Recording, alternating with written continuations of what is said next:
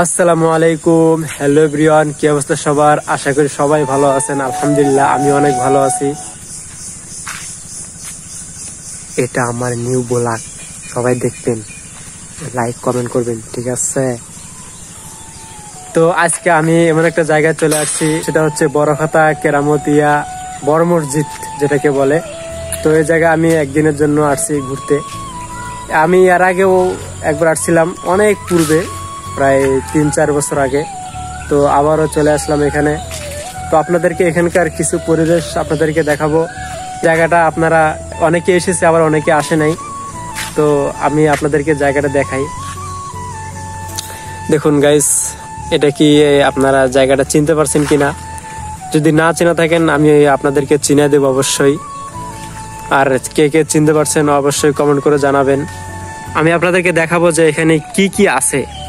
মানুষ এখানে প্রচুর পরিমাণে মানুষ আসে এই জায়গায়। আমি আপনাদেরকে একটু দেখাই কি জন্য আসে মানুষ এবং কেন আসে। আর আমি এমন একটা জায়গায় দাঁড়িয়ে আছি, দেখেন আপনারা, ওই যে এটা হচ্ছে আমি যেখানে দাঁড়িয়ে আছি সেটা হচ্ছে বাংলাদেশ। আর ওই যে সামনে বেড়াকাটা দেখা যাচ্ছে ইন্ডিয়ার, আর ওইটা হচ্ছে ইন্ডিয়া, ঠিক আছে? ওই যে দেখতে পাচ্ছেন তার কাটা, ওটা হচ্ছে ইন্ডিয়া। আর তার বাইরে যে জমিটা আছে সেটা যে টিউবওয়েলটা দেখতে পারতেছেন, এই টিউবওয়েলটা বলে ইন্ডিয়ার জায়গায়। বুঝতে পারছেন কতটা নিকটে ইন্ডিয়া? বা আমরা ইন্ডিয়ার কাছে একদম চলে আসছি।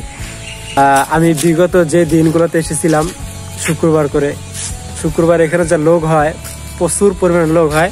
এখানে দেখতেছেন যে ভিতর কিন্তু অনেক প্রচুর পরিমাণে জায়গা, হিউজ পরিমাণে জায়গা, নিচে এবং উপরেও। এই দুইটা তালা যে ভরে, আবার এদিক দিয়ে বাহির দিয়েও অনেক লোক হয়।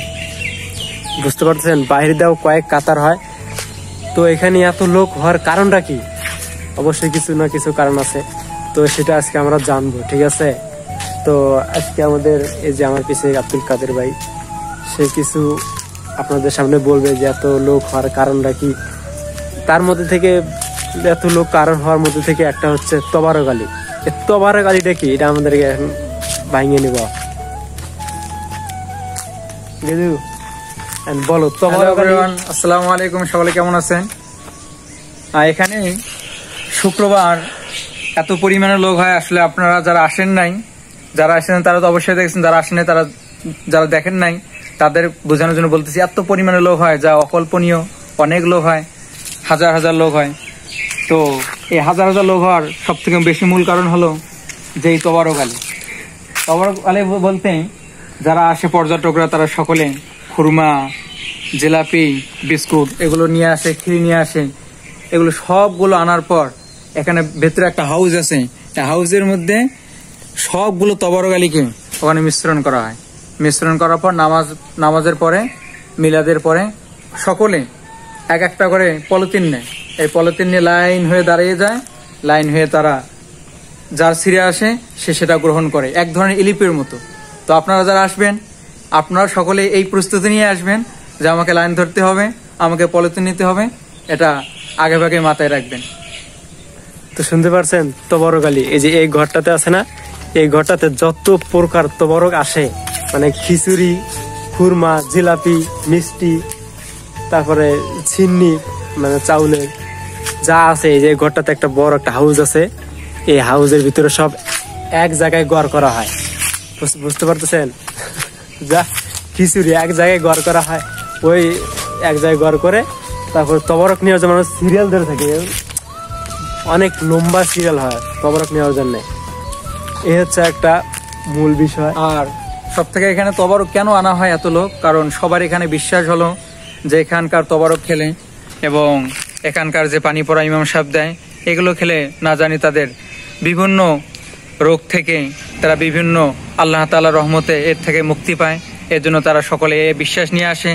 গরু, ছাগল, হাঁস, মুরগি সবগুলোই দান করা হয় এবং সেগুলো নামাজের পরে নিলামের মাধ্যমে সেগুলো বিক্রি করা হয়। আর আপনাদেরকে মসজিদের সামান দিকটা দেখাই। এই যে দেখুন, মাশাআল্লাহ অনেক সুন্দর। মসজিদটা কিন্তু হিউজ পরিমাণে বড়। তো আপনাদেরকে আরো কিছু জিনিস দেখাবো। দেখতে পাচ্ছেন এই যে মাঠ, কত বড় মাঠ। এই মাঠ ভরপুর হয়ে যায় গাড়ি দিয়ে। শুক্রবার আসলে এই পুরা মাঠ ভরপুর হয়ে যায় গাড়ি দিয়ে। আজকে যে গরু দেখতে পাচ্ছেন, সেদিন কিন্তু গরুদের জন্য এই মাঠ বরাদ্দ নয়, সেদিন গরুর পরিবর্তে মানুষই এখানে থাকে এবং গাড়িগুলো এখানে ভরপুর হয়ে যায়। এবং ওই যে সামনে দেখা যাচ্ছে ওগুলো অনেক দোকানপাট বসে, ওখানকার মধ্যে জিলাপি, খুরমা ওগুলো পাওয়া যায়, ওখানে দোকান বসে না। হ্যাঁ হ্যাঁ, তাহলে চিন্তা করুন গাইস, এই যে মাঠ দেখতে পারতেছেন, এই মাঠ যদি গাড়িতে ভরে যায় তাহলে লোক কি পরিমাণে আসে এদিক দিয়ে শুক্রবারের দিন। আপনারা যারা আসেন নাই অবশ্যই একদিন আসবেন, এসে ঘুরে যাবেন। অবশ্যই আসলে আপনারা বুঝতে পারবেন যে এখানকার যে অনুভূতি সেটা আপনারা অনুধাবন করতে পারবেন। সব জায়গায় একটু ঘোরাঘুরি করে দেখবেন কোথায় কি আছে না আছে। আর এটা হচ্ছে যে এখানকার অজুখানা। অজুখানাটা বেশি একটা বড় না, তবে মাঝারি সাইজের অজুখানা। তো এদিক থেকে চলে যায়, আমরা এখন পিছন দিকে চলে যাই। পিছনে আরো কিছু আপনাদেরকে একটু দেখাই, চলেন। আর গাইস, এখানে যে তবরকের সাথে সাথে যে গরু, ছাগল, মুরগি, হাঁস আনা হয়, সেগুলো এই যে এই ঘরটাতে রাখা হয়। দেখছেন, গরু, ছাগল, হাঁস, মুরগি রাখার জন্য একটা ঘর তৈরি করা হয়েছে, এই যে জায়গায় রাখা হয়।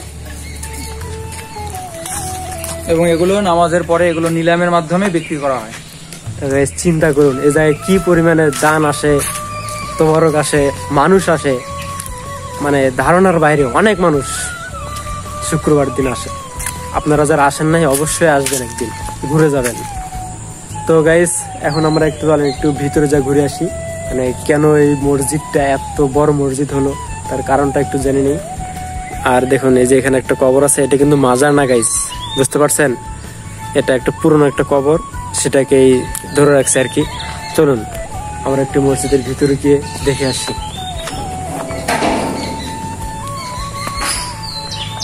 গাইস দেখুন, মসজিদটা কিন্তু হিউজ পরিমাণে বড়, বুঝতে পারছেন, মানে অনেক অনেক বড়।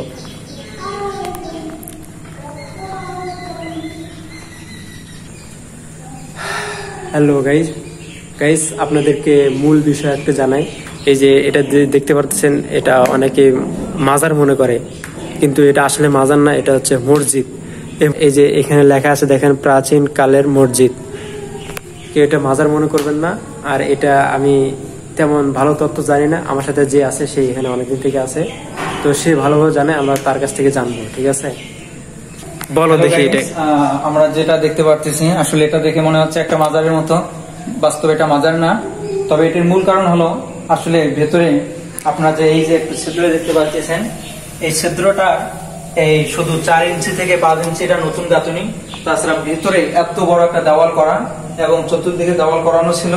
ভেতরে 5-6 জন নামাজ পড়ার মতো একটা জায়গা আছে এবং এটা অনেক প্রাচীনতম। ধারণা করা হয় যে আফগান আমলের পুরানো সেই 600 বছরের পূর্বের এই মসজিদটি যারা নির্মাণ করেছেন, এর নির্মাণ কৌশলী এবং নির্মাণের যে কাজ, এটা বর্তমান জামানায় 200-300 বছরের মধ্যে মিলে না। এর জন্য ধারণা করা হয় এটা অনেক প্রাচীন, 600 বছর পূর্বে। এবং এই মসজিদটাকে যেহেতু কোনো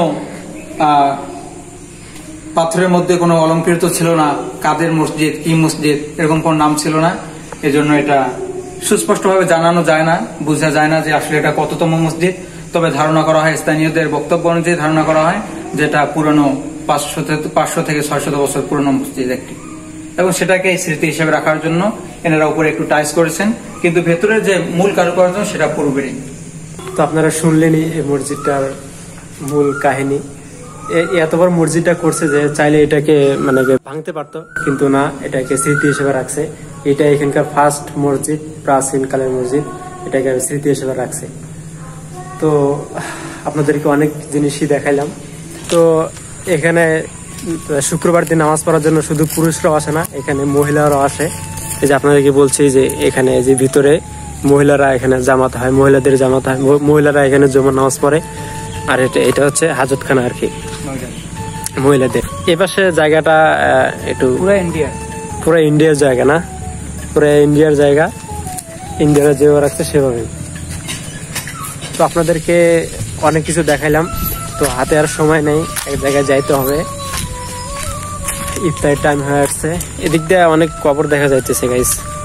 এটা আসলে অনেকেই অনেক কিছু মন্তব্য করে, কিন্তু না, জাস্ট একটা মসজিদ, অনেক পুরনো মসজিদ, বড় মসজিদ নামে পরিচিত। এখানে আমি যদি শুক্রবার দিন আসতাম তাহলে আপনাদেরকে তবারক সহ দেখাতে পারতাম। তো আজকে তো শুক্রবার না, রমজান মাস, তবারকের কোনো ব্যবস্থা নেই। আসবো একদিন রোজার পরে, কোন এক শুক্রবারে আসবো, এসে ঘুরে যাব। আপনারাও আসবেন এই জায়গায়, এসে ঘুরে যাবেন।